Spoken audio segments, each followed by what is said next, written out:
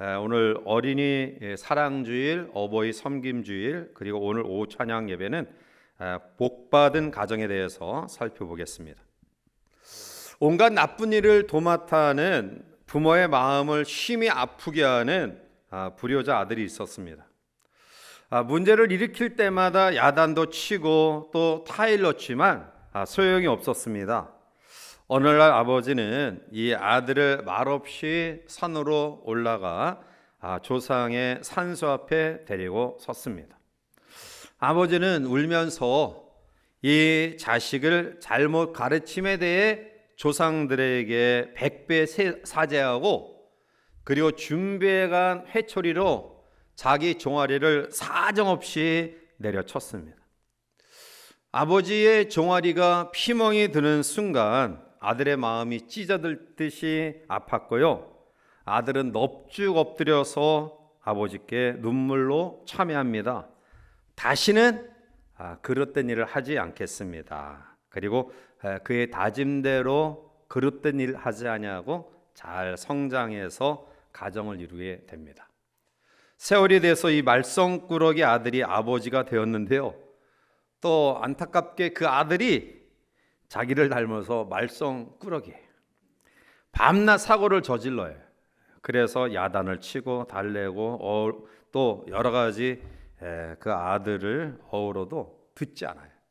그래서 최후의 수단으로 자신의 어릴 적 생각을 하게 돼요.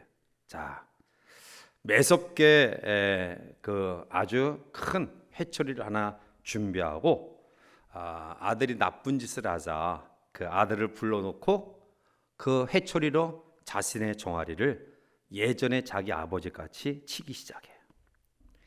사정없이 자신의 종아리를 내리치는데 아들이 깜짝 놀라서 뛰쳐나가면서 이야기해요. 엄마, 빨리 와봐. 아빠가 미쳤나 봐. 세월이 많이 변했어요. 예전에는 그 정도로 자식을 야단치면 뭔가 울림이 있었는데요. 요즘엔 그렇지 않은 것 같아요. 어느 학자가 이런 글을 썼어요. 현대인들에게 가장 큰 죄가 세 가지가 있다. 하나는 공부하지 않는 죄다. 사실 요즘 이 도서계가 잘 안 돼요. 책을 읽지 않아요. 그냥 자기들이 정보의 습득을 컴퓨터나 이런 것들을 통해서 필요한 것만 습득하니까 책을 사서 차분하게 책을 읽지 않아요. 저도 굉장히 바보가 된 것 같아요. 옛날에는 운전할 때 목적지가 정해지면 이 전국 지도를 펴놓고 그 지도를 세세하게 공부해요. 어느 길로 가야 되겠다, 어떻게 가야 되겠다. 그래서 목적지까지 참 힘겹게 찾아가는데, 요즘에는 약속이 잡혀도 별로 신경을 쓰지 않아요. 그냥 내비게이션에 주소만 입력시키면 그냥 여자 말대로 순종해서 가면 목적지까지 가요. 그래서 한번 갔던 그런 장소인데도 그 다음에 그 길을 찾아감에 있어서 전혀 신경 쓰지 않아. 야, 생소한 길처럼 보여요. 야, 이게 왔던 길인가? 근데 생각해 보면 예전에 거기에서 약속을 해가지고 갔던 장소예요. 연구하고 또 공부하는 일이 점점 멀어져요. 두 번째는 실천하지 않는 죄예요. 아는 대로 실행하지 않습니다. 부득불 그렇게 할 수밖에 없었다. 거기까지가 나의 한계야. 자기 합리화를 지키면서 자신이 가지고 있는 지식과 그리고 실천적인 능력도 분명히 있는데 생활에 옮기지 않아요. 너무하다 싶을 정도로 움직이지 않아요. 행하는데 너무나 소홀해요. 세 번째는 가르치지 않는 죄예요. 너무나 이기적이기 때문에 사실은 주변의 사람들에게 가르치지 않죠. 괜히 참견했다가 덤틈이 써요. 그래서 주변에 또 아이들이나 주변의 젊은이들아 주변의 사람들이 실수하고 잘못하면 그것을 정확하게 무엇이 그릇된 것인가 가르치고 교훈해야 되는데 그냥 모른 척해요. 내 일 아니니까. 심지어는 자기 자식에게까지 이러한 생각을 가질 수도 있다라는 거예요. 이것은 굉장히 위험한 일이에요. 잠언 22장 6절에 보면 마땅히 행할 길을 아이에게 가르치라. 그리하면 늙어도 그것을 떠나지 아니하리라 말씀이에요. 어려서부터 가르치는 것은 대단히 중요해요. 듣든지 안 듣든지 가르치는 부모는 마땅히 그 사명을 감당해야 돼요. 쉐마 이스라엘, 신명기 6장 4절 이후에 이스라엘의 쉐마 교육을 이렇게 이야기하죠. 이스라엘아 들으라, 쉐마 이스라엘, 우리 하나님 여호와는 오직 유일한 여호와시니 너는 마음을 다하고 뜻을 다하고 힘을 다하여 내 하나님 여호와를 사랑하라. 오늘 내가 네게 명하는 이 말씀을 너는 마음에 새기고 내 자녀에게 부지런히 가르치며 집에 앉았을 때든지 길을 갈 때든지 누워 있을 때든지 일어날 때든지 이 말씀을 강론할 것이며 라고 말씀. 자녀에게 듣든지 안 듣든지 부지런히 가르쳐야 돼요. 이것이 좋은 부모며 또 좋은 가정을 이룰 수 있는 요소예요. 자, 우리들이 같이 읽은 본문 말씀은 우리가 잘 알듯이 솔로몬 임금이 지은 시예요. 지혜의 왕 솔로몬이 지은 시인데, 솔로몬은 부귀영화를 누리고 오랜 후에 참된 지혜가 무엇인가를 깨닫게 되죠. 참 지혜는 하나님을 아는 것이다. 그리고 하나님을 떠나서 행하는 모든 일은 다 헛되다. 이것을 깨닫게 돼요. 자, 오늘 솔로몬의 시 가운데에 복받은 가정의 모습이 어떠한 것인가를 우리 같이 한번 살펴보며 또 함께 은혜를 나누고자 합니다. 첫 번째는 하나님이 중심이 된 가정이 복받은 가정이에요. 자, 1절 말씀을 우리 같이 읽어보실까요? 여호와께서 집을 세우지 아니하시면, 여호와께서 성을 지키지 아니하시면 파수꾼에 깨어있음이 헛되도다. 아멘. 자, 여기서 집을 세운다라는 것은 건축적인 의미에서도 이야기할 수 있겠지만 이것은 가정을 이루는 것을 이야기해요. 사실 가정 구성원들이 노력하고 애쓰지만 하나님께서 그 가정을 복되게 세워주지 않으면 복되게 세워질 수 없다라는 거예요. 창세기 11장에 보면 사람들이 바벨탑을 쌓는 장면이 나오죠. 인간의 노력만으로 바벨탑을 쌓아 올리고자 했을 때 결국 무너지고 말았어요. 하나님께서 성을 지켜주지 아니하시면 아무리 파수꾼이 깨어서 밤새 지킨다 할지라도 허사가 된다라는 거예요. 제가 군목 생활하면서 최전방 GOP 부대에 근무할 때 이야기예요. 그러니까 철책이 있고 중간에 비무장지대가 있고 그리고 북쪽에 철책이 있어요. 그런데 가까운 데는 우리 아군 철책부터 저 북쪽의 철책까지 1km, 1000m 내예요. 그러니까 우리가 열심히 달려가면 몇 분 내에 당도할 수 있는 그런 거리예요. 자, 그런데 매일 밤 이 비무장지대에 들어가서 밤새 매복하는 그런 병사들이 있어요. 그러니까 해가 기웃기웃 떨어지면 이제 다 총기 검사 또 침낭 여러 가지 검사하고 이 통문을 열어서 어느 정도까지 들어가서 거기에서 진영을 구축하고 이제 밤새 깨어서 적이 침투하지 아니하나 이것을 매복하는 그러한 매복조예요. 그 형제들은 다음날 아침 동이 틀 때면은 다시 이제 모든 군장을 꾸려서 아군 그러한 철책으로 넘어오죠. 자, 저는 맨 처음 GOP 철책을 방문했을 때 얼마나 긴장했는지 사실은 먹는 것도 그렇고 또 소변도 그렇고 여러 가지 것들이 굉장히 힘들었어요. 그런데 이제 시간이 흘러가면서 적응이 되니까 그 형제들하고 가깝게 이야기하면서 이러한 이야기를 나눴어요. 목사님, 우리가 마음만 먹으면 저 북한 땅에 얼마든지 넘어갈 수 있어요. 그러니까 제가 상상할 수 없는, 그러니까 그런 일들이 그 아이들 생각 가운데 가지고 있더라고요. 그리고 솔직한 거란 이야기지만 목사님, 우리가 이제 매복 가서 중간에 적과 우리 아군의 중간 진지에 이제 군장을 꾸리고 그다음에 이제 매복을 하면은 목사님, 침낭 깔아놓고 밤새 자다가 아침에 동트면 그냥 일어나서 와요 그래. 깜짝 놀랐어요. 왜냐면 밤새도록 불철주야 지켜야 되잖아요. 그런데 침상 깔아놓고 밤새 자다가 온다는 거예요. 아니, 너희들의 사명이 적이 침투하는 것을 미연에 방지해서 그것을 막아야 되는데, 아니 잠자고 와. 네. 목사님 솔직한 고백에 그냥 잠자고 와요.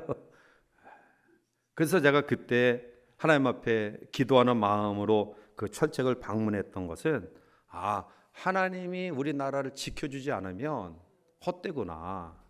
이 병사들 가운데 신병들은 긴장하고 지키지만 고참 정도 되면은 거기에 수없이 드나들었으니까 어제도 아무 일도 없었고 그제도 아무 일 없었고 일병, 상병, 병장 될 때까지 아무 일도 없었으니까 오늘도 아무 일 없다라는 생각을 가지는 거예요.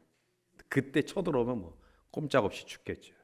그래서 그런 것들을 보면서 파수꾼의 경성함이, 파수꾼의 깨어있음이 하나님이 함께하지 않으면 헛되구나 라는 사실을 저는 사실은 그때 아주 피부적으로 느꼈어요. 이 나라의 민족이 많은 어려움과 힘듦 가운데 있지만 그래도 굴러가는 이유는 기도하는 사람들이 있기 때문에, 하나님께서 나라를 사랑하는 마음으로 간구하는 그 사람들의 기도에 하나님이 기울이시기 때문에 이 땅과 이 민족이 그래도 많은 불협화음이 일어나고 있지만 그래도 유지되고 있음을 저는 확신해요. 솔로몬은 이것이 진리임을 철저하게 삶 가운데서 깨달았습니다. 그것뿐만이 아니죠. 자, 2절 넘어가서 우리 함께 보겠습니다.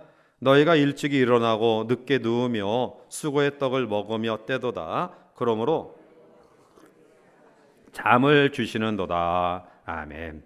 즉 하나님께서 사랑하는 모든 주의 백성들의 그 수고로움을 복되게 하시고 아름답게 하시고 그리고 평안케 하심을 말씀하고 있어요. 복받은 가정을 하나님이 세워주셔야 되고요, 나를 사랑하심을 믿고 의지하고 신뢰하는 마음으로 하나님이 주시는 참된 평안 가운데 거할 때 그 사람이 바로 복받은 가정이다. 모든 것들을 갖춰 있다 할지라도 하나님이 없는 가정은 불행한 가정일 수밖에 없고요, 하나님이 함께 하시는 가정은 복받은 가정, 복된 가정인 줄 믿습니다. 하박국 선지자는 하박국 3장 17절 18절 우리가 너무나 잘 아는 말씀으로 신앙을 고백하고 있죠. 우리 함께 읽어보실까요? 비록 무화과 나무가 무성하지 못하며 포도나무에 열매가 없으며 감람나무에 소출이 없으며 밭에 먹을 것이 없으며 우리의 양이 없으며 외양간에 소가 없을지라도 나는 여호와로 말미암아 즐거워하며 나의 구원의 하나님으로 말미암아 기뻐하리로다. 아멘. 하박국 선지자의 고백처럼 오늘 우리들이 많이 부족하지만 나의 구원의 하나님, 또 여호와로 말미암은 즐거움과 기쁨이 우리 가운데 충만하기를 원합니다. 제가 즐겨보는 이 월간지 월간 목회 책에서 이러한 글을 봤어요. 한국 크리스천의 가정에 가장 큰 문제가 뭔가? 저자는 그 질문에서 세 가지 답을 제시해요. 그것은 뭐냐? 성경이 말하는 부권, 즉 제사장, 왕, 제사장, 선지자의 역할을 감당하지 못함에 있다. 그렇게 시작해요. 그러니까 가장이 왕의 역할, 선지자의 역할, 제사장의 역할을 감당하지 못하는 데 있다. 왕적인 역할은 가정을 다스리고 보호하는 역할이고요, 선지자 역할은 말씀을 바르게 전하는 역할이고요, 제사장 역할은 가정을 위하여 기도하는 역할이에요. 결국 현대 크리스천의 가정의 문제는 가장이 이러한 3위 왕, 선지자, 제사장의 역할을 감당하지 못하고 있다라고 이야기하면서 가정 문제로 상담해 오는 남녀 비율을 보면 여자가 80%, 남자가 20%라고 이야기해요. 여자가 80% 상담하러 온다는 건 뭐죠? 그만큼 남자가 문제가 많다는 거예요. 남자가 20% 상담에 온다는 것은 그만큼 여자가 남자보다 문제 없다라는 거예요. 인정하셔요? 몰라요? 하도 결혼 생활한 지 오래돼서 잘 모르죠? 하여튼 대부분의 가정의 문제는 남자한테 있어요. 그러니까 남자가 오늘 성경 가정 전문가가 이야기했듯이 왕의 역할, 선지자의 역할, 제사장의 역할을 감당하면 적어도 가정 문제의 80%는 해결된다는 거예요. 자, 우리 남자 장로님들, 집사님들, 좀 더 잘합시다. 빨리 하세요. 왜 안 해? 우리 전도사님들 왜 안 해? 저 뒤에 결혼한 우리 전도사님들, 자, 다시 한번 좀 더 잘합시다. 아내한테 잘하겠다는, 아내한테 잘하겠다. 오늘 우리 남자 우리 집사님들에게 물어봅니다. 아버지이기 때문에, 여러분이 아버지이기 때문에 자녀들이 행복해 하셔요? 여러분들이 남편이기 때문에 아내가 행복해 합니까? 여러분들이 교인이기 때문에 목사님이 행복해 합니까? 오늘 우리가 조금 부족하다 할지라도, 지금 부족하다 할지라도 하나님 중심의 가정, 말씀과 기도와 찬양으로 특별히 가장들이 잘 무장하길 바라고요. 또 육적으로는 남자가 가장이지만 그 가정에 신앙이 제일 좋은 분이 가장이에요. 어머니를 할지라도, 자녀를 할지라도 신앙생활 가운데서 하나님 앞에 제일 성숙한 믿음을 가지면 그분이 가장이에요. 그분이 가정의 가장으로서의 역할을 말씀과 기도와 찬양으로 충만한 그러한 가정으로 세워가기에 더욱더 힘쓰는 우리 모든 성도들 되시기를 주님의 이름으로 축복합니다. 두 번째, 복받은 가정은 자녀를 하나님의 선물로 알고 양육하는 가정에. 자, 우리 3절 넘어가서 함께 읽겠습니다. 보라, 자식들은 여호와의 기업이요 이로다. 아멘. 세번역 성경에 보면 이 말씀을 이렇게 해석하고 있어요. 자식은 주님께서 주신 선물이요 태안에 들어있는 열매는 주님이 주신 상급이다. 아멘. 우리는 흔히 자식을 결혼하면 자연 발생적인 산물로 생각해요. 근데 예전에는 그랬던 것 같아요. 그렇죠? 예전에는 그냥 결혼하면 누가 뭐라 하지 않아도 쑥쑥 그냥 막 6, 7명씩 그냥 쑥쑥 났어요. 그래서 자녀가 그렇게 노력해서 또 하나님의 축복으로 세워지는 그런 산물인 줄 몰랐는데요. 요즘에 보면 자녀를 갖고 싶어도 가질 수 없는 그런 가정들이 있어요. 그것을 보면 물론 여러 가지 요인이 있어요. 환경적으로 또 어떤 음식 문화가 사실은 이 불임의 어떤 결과를 초래하는 여러 가지 요소들이 있는 것이 사실인 것 같아요. 또 하나는 우리 젊은이들이 결혼해서 가정을 이루고도 사실은 전세금 마련하기도 쉽지 않아요. 그러니까 아이를 쉽게 가지기가 무척 어려운 거예요. 그래서 부부가 함께 직장생활을 하면서 좀 후에 가지겠다라는 생각을 가지고 여러 가지 피임을 하고 또 여러 가지 연기를 하다가 막상 아이를 갖고 싶은 그런 때에 아이를 가지려 하다 보니까 그때는 안 되는 거예요. 그래서 노력하다가 안 돼서 포기하는 그런 경험 안 돼요. 그래서 저는 또 이런 이야기를 하면은 우리 아이들이 저를 막 혼내지만 결혼할 때 꼭 아이 빨리 낳아라. 목사님이 뭐 전세자금 대주는 것도 아니지만 하여튼 가질 수 있을 때 빨리 가졌으면 좋겠다. 그리고 나서 뭐 함께 부부가 좀 노력해서 뭐 집을 마련한다든지 또 여러 가지 것들은 좀 같이 좀 힘을 합쳐서 했으면 좋겠다. 그러나 자녀를 갖는 것은 어떠한 시기가 있는 것 같다. 그래서 제가 우리 결혼 주례 하기 전에 찾아오면은 우리 부모님이 하지 못하는 이야기를 꼭 해요. 자, 자식 태의 열매는 하나님의 선물이에요.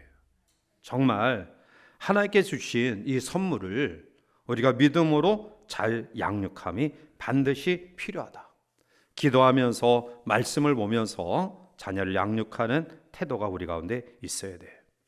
한나는 자식이 없었죠. 우리가 잘 알듯이 하나님 앞에 서원하여 기도합니다. 사무엘상 1장 11절에 서원하여 이르되 만군의 여호와여 만일 죄 여종의 고통을 돌보시고 나를 기억하사 죄 여종을 잊지 아니하시고 죄 여종에게 아들을 주시면 내가 그의 평생의 그를 여호와께 드리고 삭도를 그의 머리에 대지 아니하겠나이다. 서원하여 하나님께 드린다라고 기도했고요. 하나님께서 약속의 아들을 선물로 주시자 그는 사무엘 그 아들을 하나님께 서원하여 드리죠. 그리고 그는 이스라엘 민족의 지도자로 큰 역할을 감당합니다. 복받은 가정은 정말 자녀를 위해 기도하며 말씀으로 양육하는 그러한 가정이에요. 미국의 여류 소설가인 켄 필드는 아버지 당신은 카피되고 있습니다 라는 책을 썼는데요. 그 책에서 그는 실제적인 예를 드는데요.